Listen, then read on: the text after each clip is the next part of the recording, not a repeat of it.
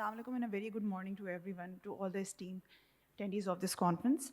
I am Shiza Qureshi and I am advocate of the High Court, practicing as a human rights lawyer. I am going to present our recommendations, which are the result and the crux of what discussions we had yesterday in the boardroom session of prosecutors, lawyers, and judiciary. The first half I'm going to present the first half of the recommendations, and the second half would be carried out by my co-presenter. The first recommendation, which was a very hot debate as well, is consolidating the laws under one law. There's no need to blend various provisions in general law of the Pakistan Penal Code, which are Section 369 and 376, Provincial Bonded Labor Abolition Acts, and the Prevention of Trafficking in Persons Act 2018, Prevention of Smuggling of Migrants Act for the Combating Human Trafficking and Bonded Labor in Pakistan. So this was one of the recommendations. Half of our group was pro of it, and half of us, including myself, we were not in favor of that. So I would like to first take the question and answers from the audience, and then we can move towards the way forward and if we have any questions. The rest of the recommendation? Okay. The second recommendation, which was proposed, that the courts and benches be established for the implementation of both the acts, like separate courts.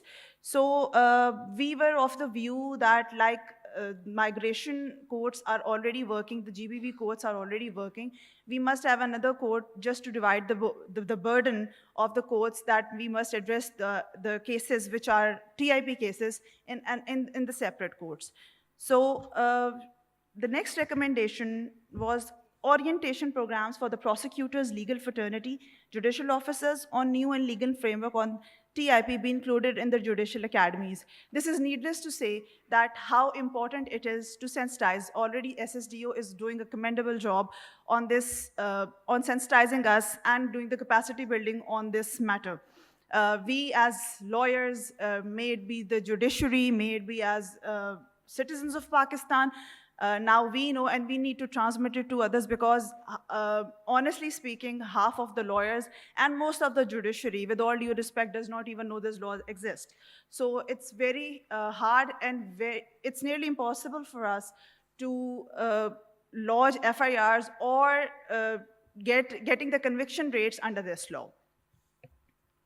The fourth recommendation is investigation and prosecution systems shall be free from the political influence and pressure. I don't need to say much on that. That's an obvious and a very clear thing, that we don't need to be pressurized. We have seen highlighted cases and they were also being pressurized. Even I will include media in that. So we have, in that discussion, we discussed that when the cases are even pressurized by the media, when they are sub juris, so they can also have a negative impact. We have seen that in Noor's case, we have seen that in Sara Inam's murder case as well.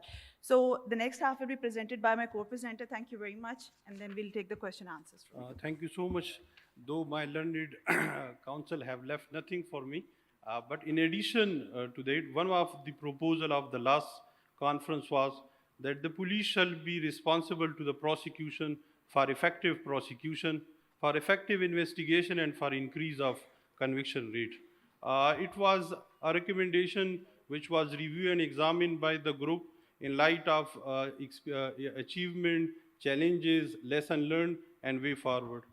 In respect of achievement, I think this recommendation was very good.